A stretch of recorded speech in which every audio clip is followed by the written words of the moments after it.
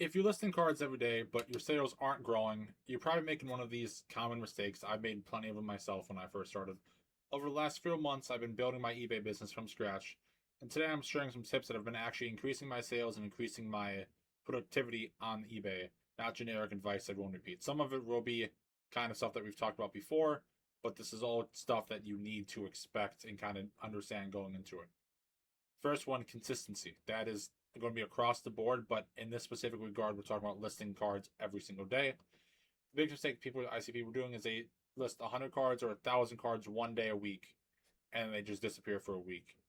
eBay loves consistency, and I've tested this on my own store where I didn't do anything for a week, and my sales did plummet. Now, was that due to outside factors? I don't know, but when I got back to listing again, they went back up. So instead of doing 200 listings on Saturday and zero the rest of the week, do 25, 50 a day. Or if you're doing 1,000 a week, do 100, 200 a day, however you want to break it out. With these different softwares, if you're using, card uploader, TCG Automate, you can schedule these listings.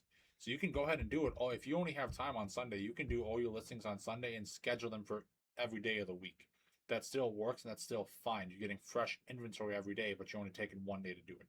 So if you have a very busy schedule or you only have free time one specific day, that works. There's nothing wrong with that. You can do that. That will work great. There's nothing wrong with that. Consistency wins in the long term. Other thing, inventory is king. You can't expect 200 listings and to have 20 sales a day. I wish you could. Now, if you're lucky, maybe, but that's just not how it normally goes. More inventory equals more opportunities. More opportunities means more clicks, more views. More views means more clicks. More clicks means more sales. All these things go hand in hand. So the more listings, the more views, more clicks, more sales. Everything is tied in together with that. A store with 500 listings will almost always lose to a store with 10,000 listings, assuming similar quality and like similar business and all that fun stuff. 10,000 listing stores is going to blow that 500 listing store out of the water, assuming it's similar quality and all that good stuff. Your goal should always be growing quality inventory. And what is quality inventory? We've made a video kind of going through what to look for bulk and stuff like that. But bulk sales, just try to pick the good bulk when you're starting. The playable cards for Magic, popular Pokemon, holos, reverse holos, that kind of stuff, expensive cards, stuff like that. So if you're using a scanner, this doesn't really apply to you, but your photos matter. People buy with their eyes. A lot of times people are not buying and looking in the description. They're looking at the picture and the title. So you need to make sure the picture is good and the title is good. Use white backgrounds, bright listings, centered cards, front and back. Good photos build trust. eBay also recommends clear front and back images with honest condition details for trading cards. The other thing with this is, like, I've got it back in the selling consoles and games. That people ain't going in that description. So if I'm selling, an Xbox 360 with the box and the controller, and it's not complete in box, I didn't put that in the title. People might not go to the description. You need clear pictures. It would be nice if they do, but not everyone goes to the description to read exactly what is in that listing. They look at the picture, they look at the title, they make the decision off that. You still want good descriptions because people do go through them, but not everybody. Kind of touch on this a little bit is titles. You don't want to just title your card cool Pokemon card. Okay, sweet. What does that mean? You want to list it Charizard EX 223 out of 197 Obsidian Flames Ultra Rare Near Mint LP Pokemon, or whatever it might be. The title should answer what exactly is this card. And now with the different softwares, you can kind of play with it. But I always go Pokemon set, card name, card number, rarity condition. I don't go card game or language. That's pretty self-explanatory most of the time. And it just makes your titles too long. Some sets are already long and they'll get over that 80 character limit that you're allowed to have. So this one is only going to really matter for people selling outside of cards or that don't have a software to use for cards or like a scanner or anything like that. You want to price using sold listings. Never copy active listings. Active listings can sit forever. Instead, you want to filter by sold. That's what buyers are actually paying. eBay also offers its own guidance when you're looking at transaction history when you make a listing, but that's kind of iffy. And then kind of get the average of it. Now, you want to look at, sales recently. If you're going back and looking at a card that sold a year ago, or a console that sold a year ago, that price is going to be different. It's not going to be the same. It's going to probably be higher. If I'd be surprised if it's lower. It's generally going to be higher, and probably a decent bit higher. Send offers. Send an offer. Even 5% off converts surprisingly well. I get sales every week just from doing that, and that is something that the 5% doesn't really matter in the grand scheme. With how much I get, how many sales I get off doing that, the 5% discount isn't going to be an end all be all. That helps pretty good. Another thing with this is you can go on your PC, laptop, whatever. When someone sends you an offer, you can click on their name and then send them a message. So if they say you have something for $100, and they send you an offer for 80, and you're happy with 80, but you want to try to get 90, you can go to the offer, click on their name, message them, say, hey, for the Charizard EX, would you do 90 instead of 80? Now, one of two things is going to happen. Either they're going to message you back and say yes or no, or they're not going to message you back. They message you back saying yes, send them a counter offer for 90, you sold the card for $10 more. Fantastic. Now, yes, you could send them a counter offer, but now if they don't like that counter offer, they're not going to accept it. You're not going to get that sale. By this, if it's useful if you're at a point where you're okay with the 80, but you want to try to get some more money, that's where that comes in handy. Where you can it works pretty often. People will message you. They might not do the full 90. I say 85. You got an extra $5 out of it. Over the long term, and that's also good customer. Like you can build that kind of chat with them people and customers and get that going. Promoted listings. This is something I'm not doing on consoles. I'm just kind of testing other consoles to see. But with Pokemon, Magical, TCG stuff, I'm at 2 to 5%. If your card sells faster because it gets seen first, it's worth giving up a few cents. I was at higher, but you don't want to give up too much cost. And how eBay works is it's kind of unfortunate. With promoted listings, you will pay that fee. So if you sell a 20 card listing and one card was all the cards promoted, but only one got a click from a promoted listing, you only pay that percent off that one card, not the whole order, which is nice. But the bad part about this is if you have a card promoted, say you have a Charizard EX for $100, you promoted at 10%. That card gets one click from a promoted like ad, and then it sells from a non-promoted ad, just from not someone seeing it from a promoted place. You're still paying that 10%, in this case $10, because someone from a promoted ad clicked it.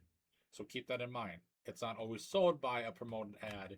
It's just someone once upon a time clicked it, and then that gets you on, and they get their money. So eBay is very good at getting their money. So just keep that in mind. I don't mind it, but just understand that every time it says sold by promoted listing, somebody clicked on it while it was promoted, but that person might not have been the person who actually bought the card, and you're still paying the fee. Fast shipping. I try shipping same day or next day.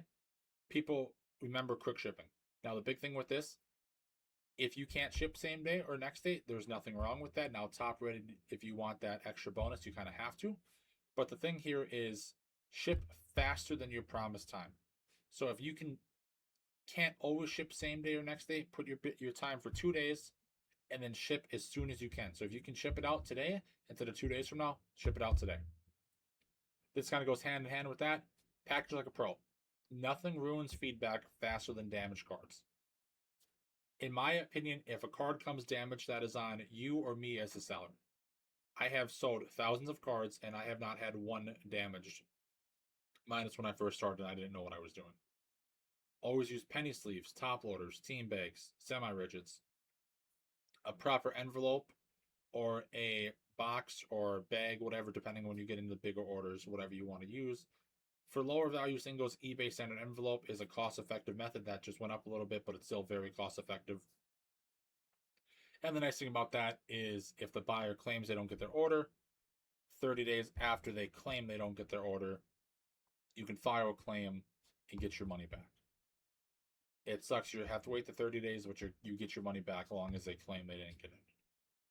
And that's nice. You don't got to worry about, are they actually lying to me or anything like that. You have that evidence that they're saying they didn't get it. You provide that evidence and you'll get your money back 99% of the time. So it's not like TCG where you're just forced to kind of eat the money on the chin and there's nothing you can really do about that. That's the nice thing about eBay is you can do that and kind of make up for it. Build repeat customers. This is a statistic you can see in your shop is repeat customers.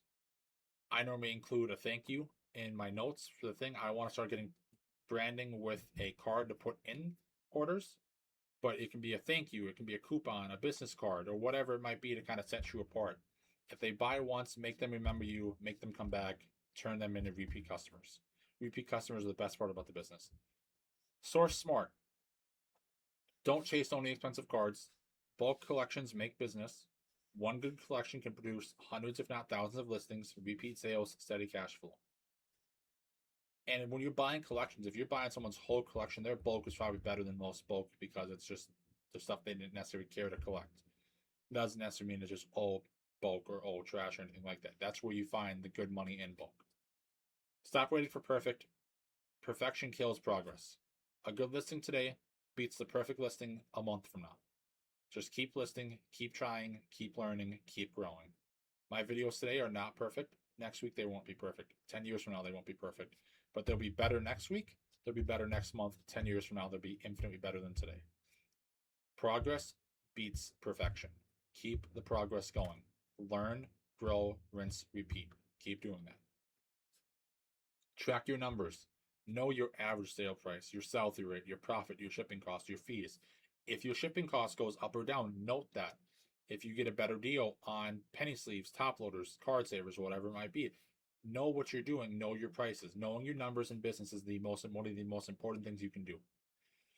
So this is one thing that I don't necessarily do, but focus on one niche. When you're first starting, stay into one category. Now you might just be Pokemon, Magic, or you might get in the kind of TCGs, and that might be your niche. Get that niche under control, grow it, put it at a good point before you expand. Now me, I'm at the point where I'm trying to expand into different things. Maybe I should wait a little bit longer, but I'm confident where my TCG stuff is. So I'm trying to grow and I'm trying to learn and get the everything for everybody. Customers like when your store has depth in a category they collect. So from what I've kind of scoured online, advice from experienced sellers also emphasize having a growing inventory in a niche rather than just spreading too thin.